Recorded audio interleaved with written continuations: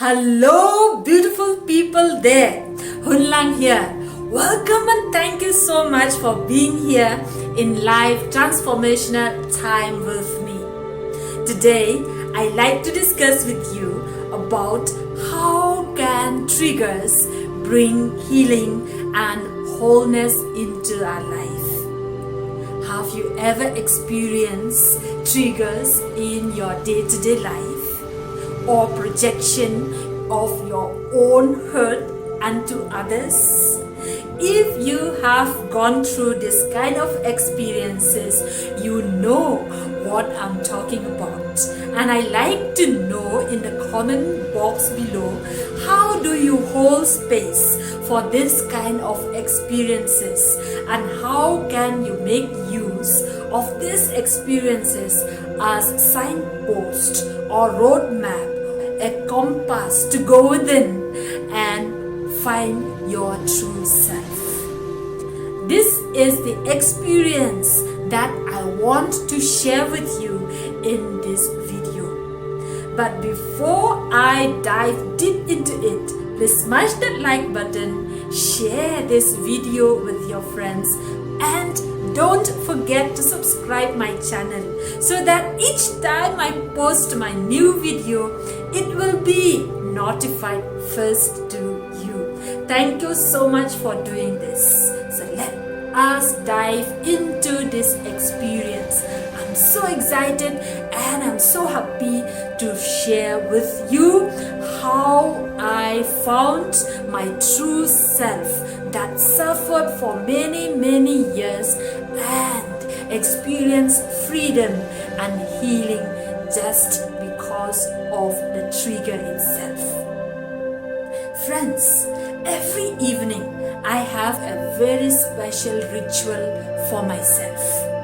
At sunset, I always leave everything behind and enter into the sanctuary of the universe, where there is lights of stars and moon and the singing of every creature surrounding me.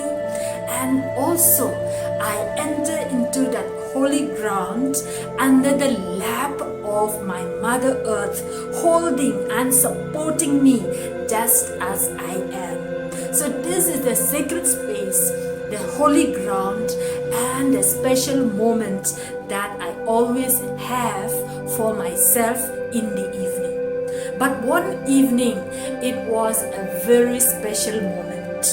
As I started to enter into this holy ground, I found kids were playing in the same ground, and I asked them, "Kids, why are you here at this time?" And they replied to me in the language that I could not understand verbally. And I knew by their reaction they were not happy with my interference.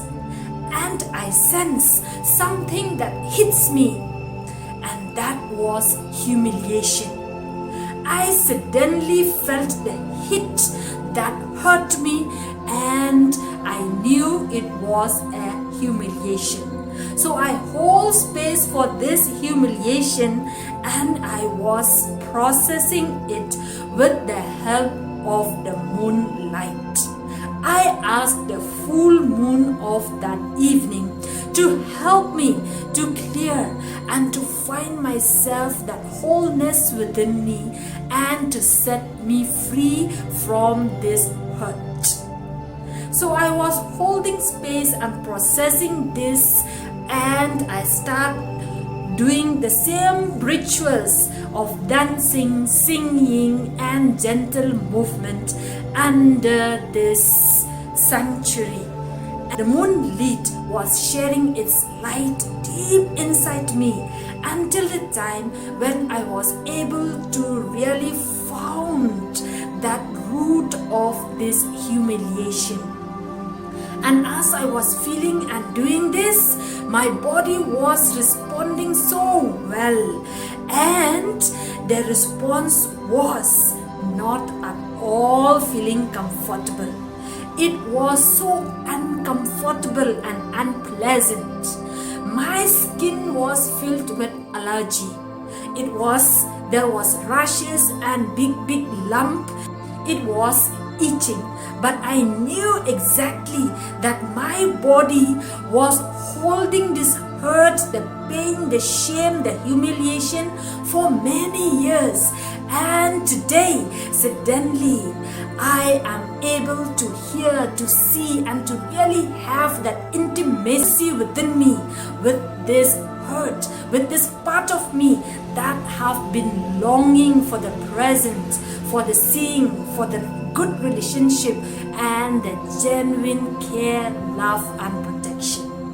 So friends, through this kind of experiences, whenever you are triggered, it is a time to hold space to go within, to really embrace that experience and go there, to give yourself the very gift that you have been longing for many years and you never get it from the others. And that story that took me deep down and covered me under the shame and the humiliation happened many years ago, when I was in class 5 as a girl, as a child in the village. I was studying in the school which far away from my own village, and we used to go buy food, walking with my friends, and I was not studying at all. So exam came. I was trying to be smart by not studying, and I wanted to copy the answer during the exam. And I did. But the first hour itself, just I was beginning to do that, I was caught and I was taken to the principal office.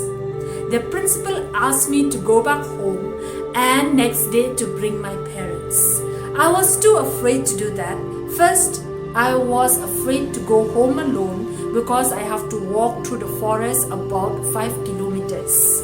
So I waited for my friends outside the veranda, and as I waited, I was witnessed by so many of my friends and the students that I have done the mischief.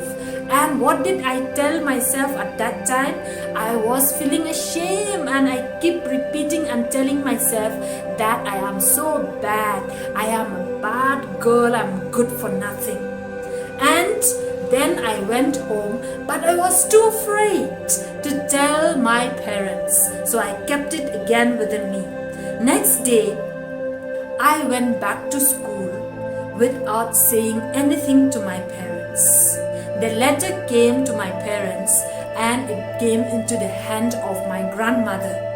My grandmother doesn't know what is that letter means because she did not know how to read and write. And then she went with her work and I went back to school. I tried to sit for the next exam, but as I sat there, the teachers called me out and sent me back to the principal room. And the principal asked me, "Where are your parents? You are not allowed to sit for your exam until and unless your parents come." Your parents was put out and I stood there whole long. And as you could imagine, I again exposed to more shame, humiliation and rejection, and I felt so bad that I was too bad. And I regretted with what I did, and I did not know what to think at that moment. Only I was thinking, I am so bad. Then again in the evening I went home and I did not tell my parents. I was too afraid to tell them, and I was too ashamed about my deeds. Next day morning, the principal had asked one of my friends to inform my parents. And as you could imagine, my grandmother got so wild with me. But at the same time, she got one of her friends and took him to school and also taking me along. But I wasn't sure that I will be allowed to sit for the exam, so I went in civil dress.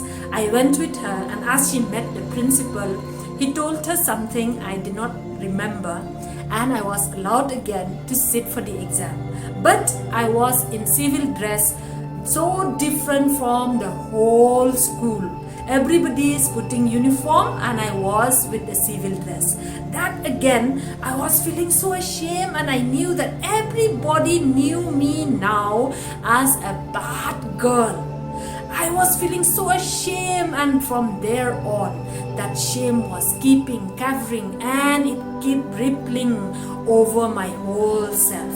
I started to withdraw from my friends.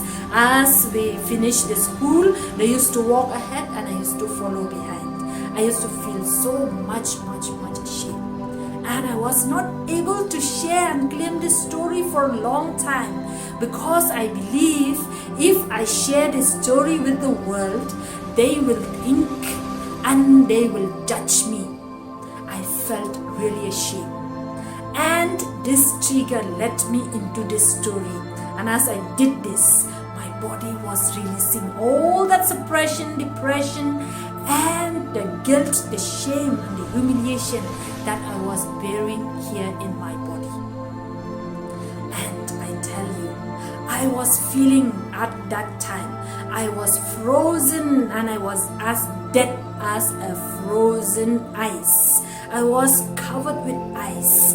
And since it was in the full moon, I felt and I allowed that light of the moon to really shed its light on me and let this ice of shame, humiliation, blame, all this badness to melt it down. And as I did this, I could see beyond my eyes inside me. I could see that child was starting again to move her hands and her legs, and suddenly she was raising up and feel once again the life and the freedom. This is how this trigger has helped me to really enter into this very vulnerable part of me that I have been hidden under the hurt, under the shame, and under that humiliation. This story is not ended here. I was in that shame. I kept molded in that. And I kept seeing the world, and I kept attracting one after another experiences which I felt, and I keep attracting, and I keep reflecting shame and humiliation in my life. But now that I have that courage, I hold that space, that very vulnerable part of me.